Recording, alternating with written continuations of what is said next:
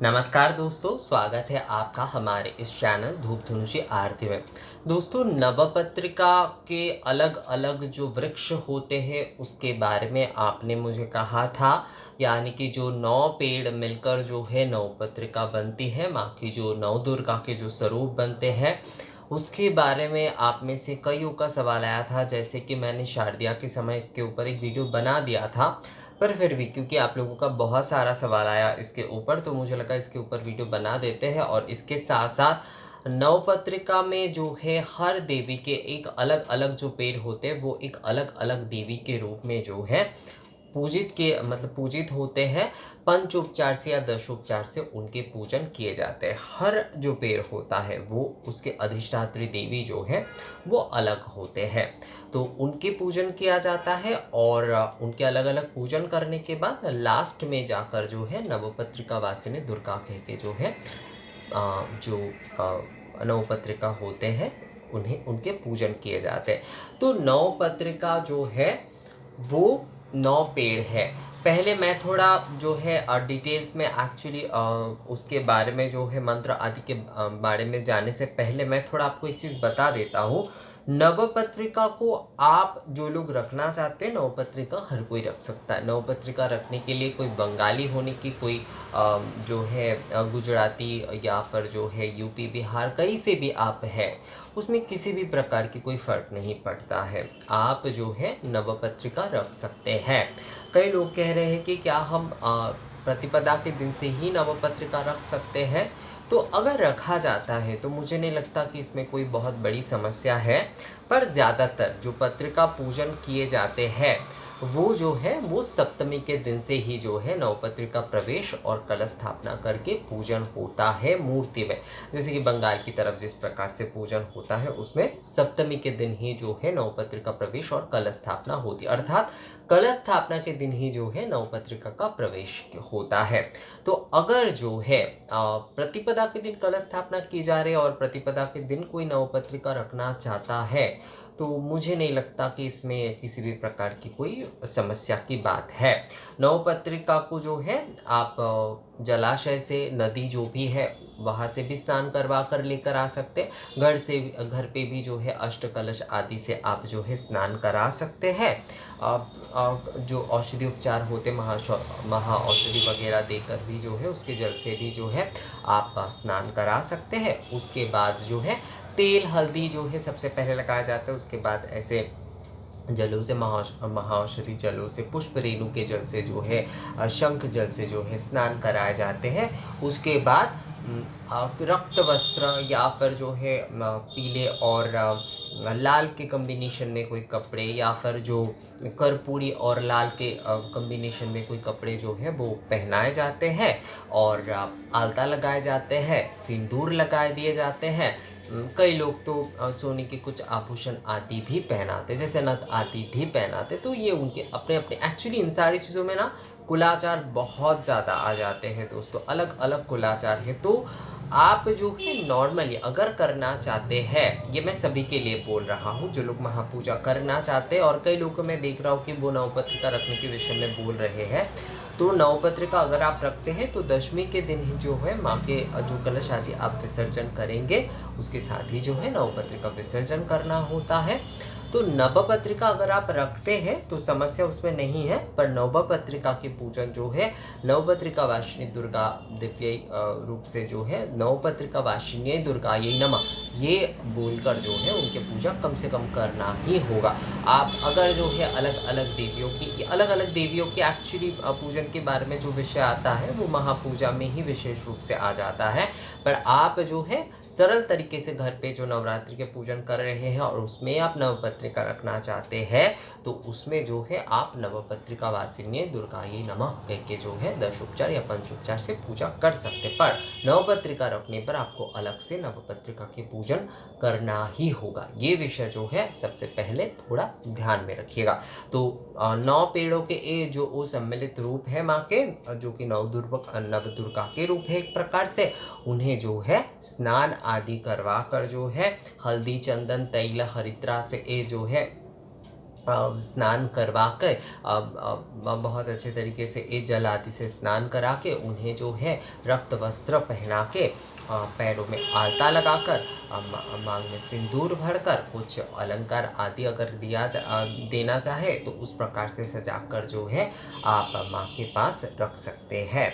और आसन अगर आप एक देते हैं, मतलब एक काष्ठ का आसन आदि, या फिर जैसे पीढ़ा कहते हैं हमारे यहाँ पर, उस चौकी एक्चुअली उसके ऊपर अगर रखते हैं तो ज़्यादा अच्छा रहता है एक्चुअली। तो इस प्रकार से ही जो है नवपत्र का स्थापना करना होता है।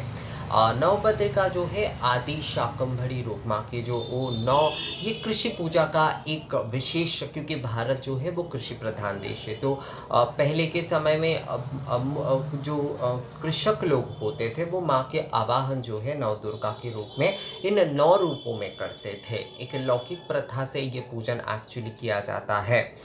तो उस प्रकार से जो है वो माँ के आवाहन करके पूजन करते थे।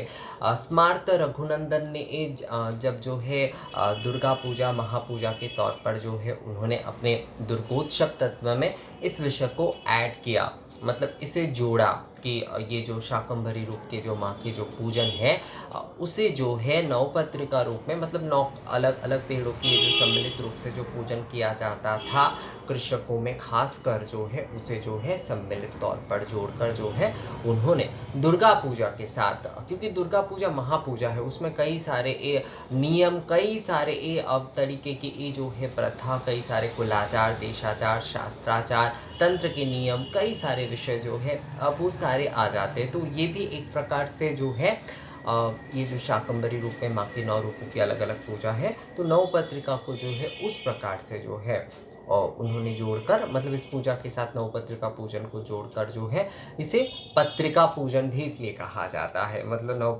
पत्रिका प्रवेश और पत्रिका स्थापना, पत्रिका पूजन के तौर पर जो है नवपत्रिका पूजन किया जाता है। स्मार्त रघुनंदन जी ने ही जो है महापूजा में इस विषय को बहुत ही सुंदरता से जो है उन्होंने जोड़ा है। और इसीलिए आज भी खासकर जो है बंगाल साइड में जो है नवपत्रिका को खास तौर पर जो है पूजन किया जाता है, क्योंकि बंगाल में रघुनंदन के दुर्गोत्सव तत्व के चलते ही जो है पूजन, जो भी सारे पद्धति आज दिखते हैं आप लोगों को बंगाल के पूजा में, वहाँ पर उस पद्धति को ही फॉलो किया जाता है। तो इसलिए नवपत्रिका पूजन शारदीय में और वासंतिक नवरात्रि दोनों में ही जो है दुर्गा पूजा के समय माँ के सामने, माँ के पास एक्चुअली रखे जाते हैं। तो अब चलिए अब विषय पर आते हैं, मतलब अब जो है इसके वर्णन में आते हैं, क्योंकि वर्णन अगर नहीं दिए जाएंगे तो उसके बाद कहेंगे कि आपने इतना सब कुछ तो कह दिया पर उसके बारे में और कुछ आपने नहीं बताया, मतलब इसके बारे में आपने डिटेल से आप व्याख्या नहीं दिए।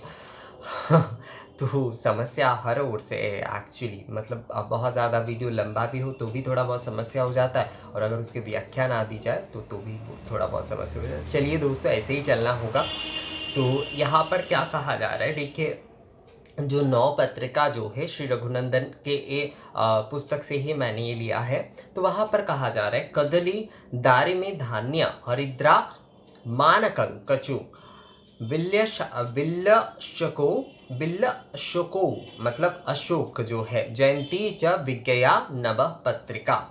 कदली दारी में धान्य हरिद्रा माणकं कचु बिल्लौशको जयंती च विज्ञया नवपत्रिका। ये हो गए 9 पेड़, मतलब 9 पौधे जो है उसमें क्या आ जाते हैं, उसमें जो है कदली यानी कि केले के पेड़, उसमें जो है दाड़िम यानी कि अनार, धान्य यानी कि धान, हरिद्रा यानी कि हल्दी, मानकंग यानी कि यहाँ पर मान कचू या फिर जो लाल अरबी होते हैं उसके विषय में कहा गया है। इसके बारे में थोड़ा मतांतर ये है कि मान वृक्ष एक होता है, मान वृक्ष का जो डाल है वो भी जो है जोड़ा जाता है, पर अभी जो है ये थोड़ा दुर्लभ हो गया है ये वृक्ष जो है। तो यहाँ पर मान जो मतलब जो लाल अरबी है उसी का ही जो है वो प्रयोग होता है।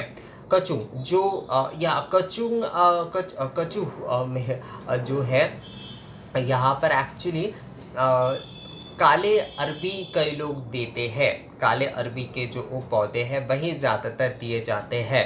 पर अगर जो है काले अरबी के नहीं मिलते, जो सामान्य जैसे कि दूध जो सफ़ेद वाले जो वो अरबी होते हैं जिसे दूध कोचू भी कहा जाता है, तो उस अरबी को भी जो है जोड़ा जा सकता है, क्योंकि यहाँ पर कछु ही केवल कहा गया है, कोई काले या फिर इस प्रकार से कोई अलग से उल्लेख यहाँ पर नहीं है। कई लोग ये कहते हैं कि नहीं काले ही देना होगा, काले अगर मिलते, क्योंकि कछु में जो है ये भावना यहाँ से आया है, कछु में जो है कालिका रूप में पूजन किया जाता है।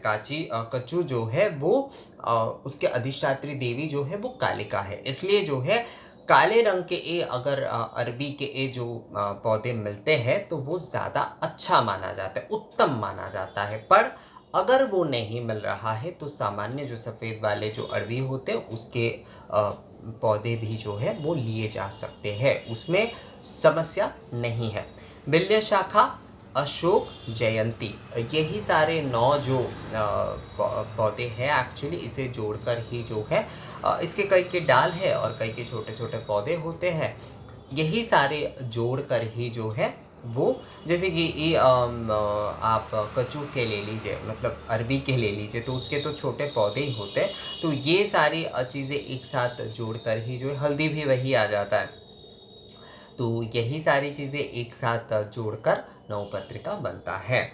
और इसे जो है लाल धागे से भी बांधते हैं, अपराजिता की गुल्मलता से एक्चुअली इन्हें जो है एकत्रित करके बांधना यानी कि वेष्टन करना नियम है अपराजिता गुल्म से। पर अपराजिता गुल्म कई समय नहीं मिलता है तो उस समय जो है लाल जो धागे हैं उससे भी बांधा जा सकता है।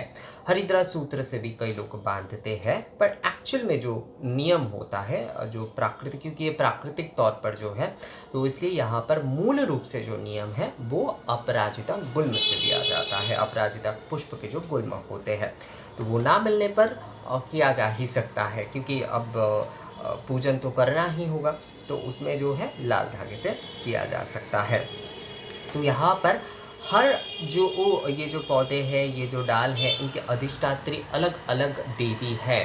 तो जैसे कि केले को रंभा फल कहा जाता है, रंभा फल केले को कहा जाता है। तो केले के जो पेड़ होते हैं उसके अधिष्ठात्री देवी ब्रह्माणी है, तो इसलिए कहा जाएगा जब केले के पेड़ की जो है मतलब अलग अलग करके जो है 9 जो ये जो पौधे हैं इनके अलग अलग करके पूजन होता है। सबसे पहले केले के कचू के, हरिद्रा के, जयंती के, ये सारे जो पौधे होते हैं उनके अलग अलग करके पूजन होता है। उसके बाद जाकर एकत्रित तौर पे जो है नवपत्रिका वासिन्ये दुर्गायै नमः बोल के जो है एकत्रित पूजा होता है। पर हर पेड़ के जो है ना, मतलब हर पौधे के जो है वो अलग अलग पूजन किए जाते हैं। तो केले रंभा फल के जो पौधे होते हैं, जो पेड़ होते हैं एक्चुअली उसके पूजन में यहाँ पर मूल जो फल का जो ये जो पेड़ होता है वो एक्चुअली रंभा फल यानी कि केले का ही होता है, कदली वृक्ष कहते हैं। तो कदली यानी कि रंभा फल के वृक्ष में देवी ब्रह्माणी के अधिष्ठान है, तो इसलिए कहा जाएगा ओम रंभाधिष्ठात्रै ब्रह्माण्यै नमः। कचू में ओम कच्याधिष्ठात्री कालिकायै नमः। हरिद्रा में ओम हरिद्राधिष्ठात्री दुर्गायै नमः। जयंती में ओम जयंताधिष्ठात्री कार्तिकेय नमः। बेल शाखा में ओम बिल्याधिष्ठात्री शिवायै नमः। दारिम में ओम दारिमाधिष्ठात्री रक्तदंतिकायै नमः। अशोक में ओम अशोकाधिष्ठात्री शोकरहितायै नमः। मान वृक्ष में जो है कहा जाएगा ओम मानाधिष्ठात्री चामुंडायै नमः। धान में ओम धानाधिष्ठात्री महालक्ष्मी नमः। और नवपत्रिका अंत में जो है, मतलब अंत में जब जो है 9 जो पौधों की आपने अलग अलग पूजा जो है कर लिए, महापूजा के समय जो है वहाँ पर आपने उनके हर जो पेड़ के जो है अधिष्ठात्री जो देवी है उनके नाम से आपने पूजन कर लिए। अब जो है आपको बोलना है दशोपचार या पंचोपचार से, मतलब हर देवी के पूजन जो है वो पंचोपचार या दशोपचार से आपको करना ही होगा। संपूर्ण जब हो जाए ये 9 पेड़ की पूजा तो उसके बाद आपको बोलना है ओम नवपत्रिका वासिन्यै दुर्गायै नमः। तो एक बार मैं फिर से पढ़ता हूँ दोस्तों, आप ध्यान से ज़रूर सुनिए। रंभा यानी कि केले के पेड़ के लिए कहा जाएगा ओम रंभाधिष्ठात्री ब्रह्माण्यै नमः। कचू, जैसे मैं कह रहा था ना कि एक कचू के अधिष्ठात्री देवी जो है वो कालिका है।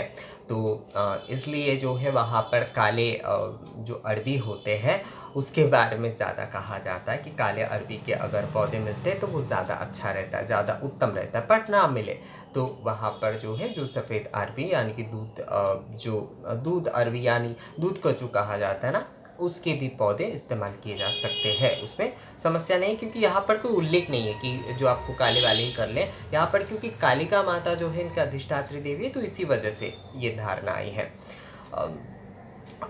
ओम कच्याधिष्ठात्री कालिकायै नमः।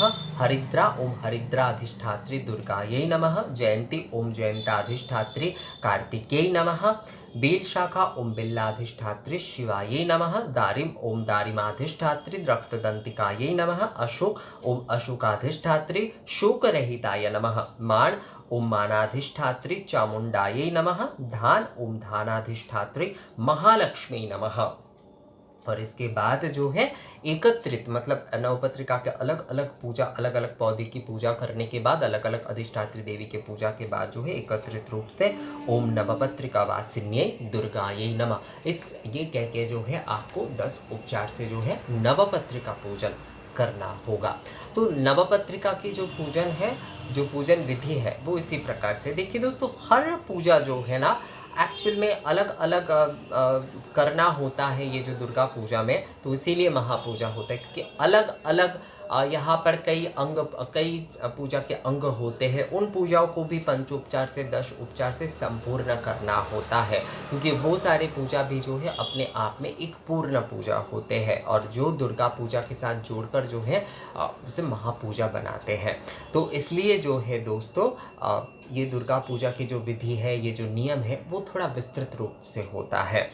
तो यहाँ पर जैसे आप लोगों को समझ में आ गया होगा कि जो पेड़ है उसे अलग अलग तरीके से इस तरीके से जो है एकत्रित करके उन्हें जो है वस्त्र पहनाकर, आलता, सिंदूर, अलंकार आदि पहनाकर माँ के सामने रखकर जो है अलग अलग अधिष्ठात्री देवी के नाम पर जो है पूजन किया जाएगा पंचोपचार और 10 उपचार के साथ। उसके बाद नवपत्रिका वासिन्यै दुर्गा देव्यै नमः कह के जो है नवपत्रिका वासिन्यै दुर्गायै नमः कह के जो है पूजन किया जाएगा। फिर मतलब एकत्रित रूप से जो है वो पूजन किया जाएगा।